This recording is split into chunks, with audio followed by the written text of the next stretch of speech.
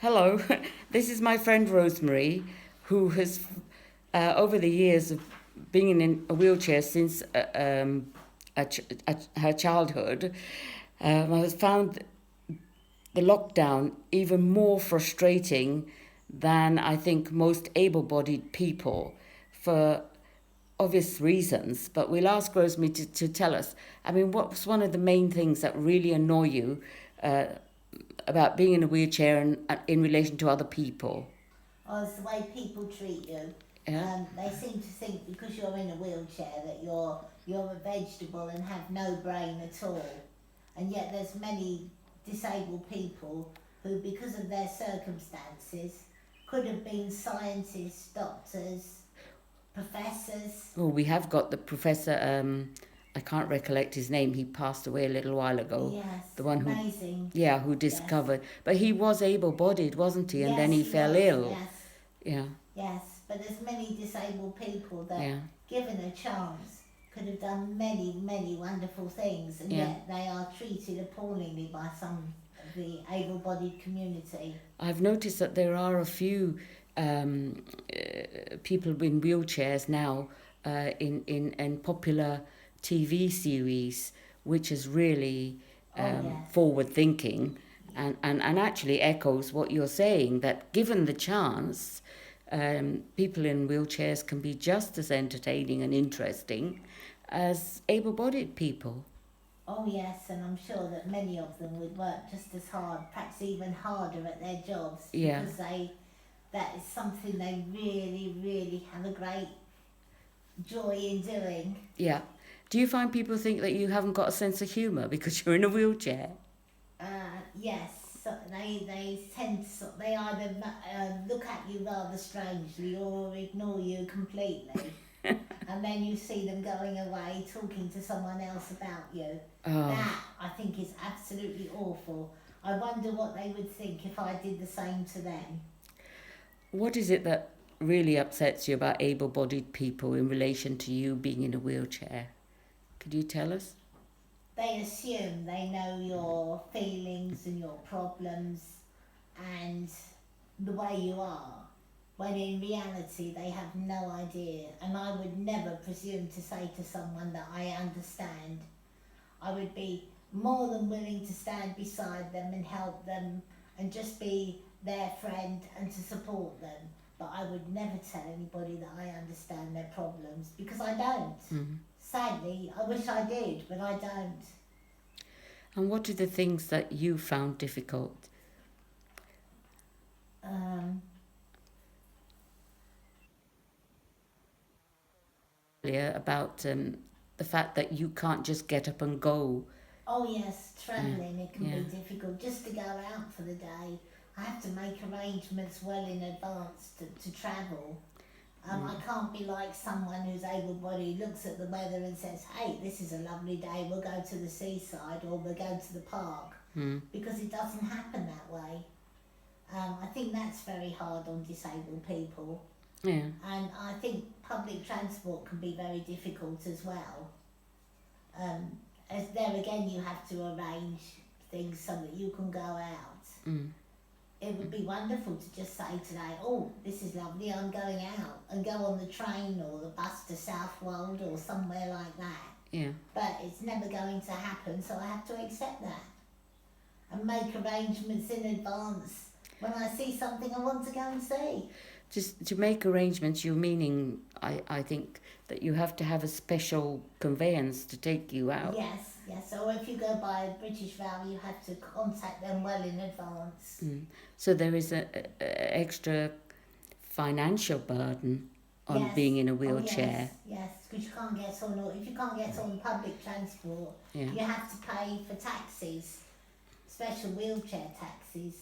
And however great the company is, they are still very expensive because they have to have special insurance Yeah. to take people in wheelchairs. So you can't just pick yourself up and say, I'm going to the cinema today No, no, or the theatre. no. No. It all has to be organised in advance Yes, probably 3 or 4 weeks in advance. because is there a shortage of specially adapted taxis for wheelchairs? Yes. And also public transport, if you, because you need a little bit of help, perhaps putting you on and off the train, Yeah. they have to make sure that they've got the pit staff there available to help you. And to fly, you have to make very special arrangements to fly anywhere in the world, probably months ahead. I see.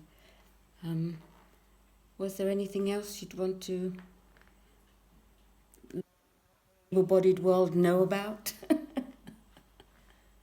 that might help you? Oh yes, people who see me doing something and then take over. What would you prefer them to do? To leave me alone and let me get on with it, or assist me but not take over the whole thing, so I end up doing nothing.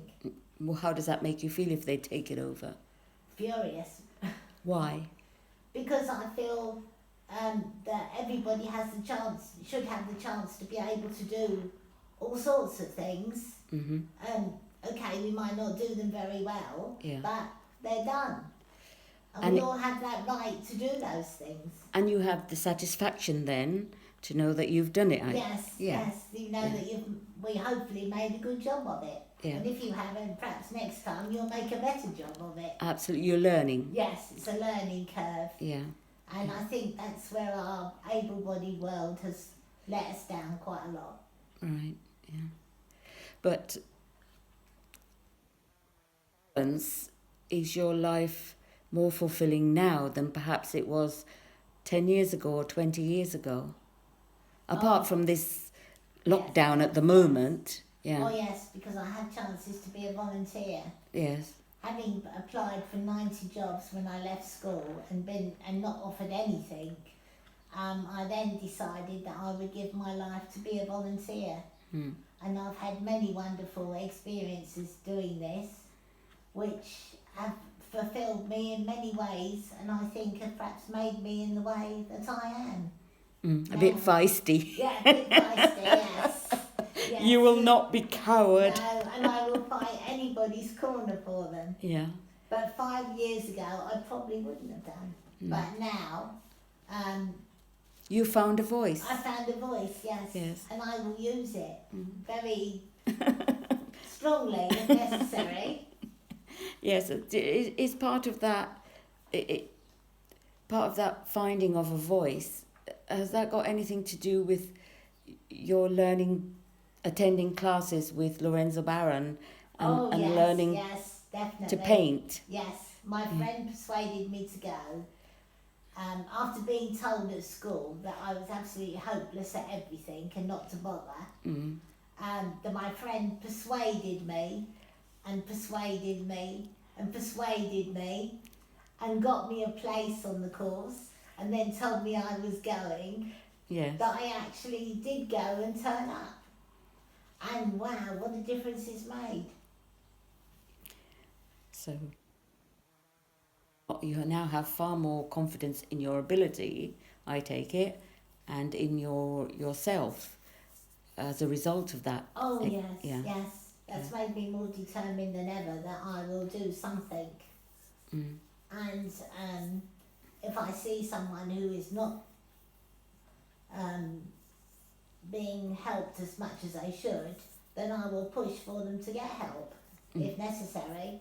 So you're sharing the good, good feeling and the positivity that you've acquired. And I have also found my skill of drawing and painting, which I never knew I had. Excellent, yes. But you are a very artistic person, are you not? Because you do other things that are... I love craft, yes. I love doing all sorts of crafts, knitting, sewing. Yes, I won one of your patchwork quilts, which I put on my bed with pride. So even able-bodied people don't really seem to bother to find out their hidden talents, do they? No. And it's sad because you can see it, perhaps not in yourself, but you can see it in other people. Yeah. And they just say, well, I can't do anything. And I think try, do something. Yeah. Even if you only knit a square a day, Yeah. it makes a blanket, do something. Excellent. Well, we'll call that a day for now, Yes. and we'll talk again another time. Yes, Thank you. you.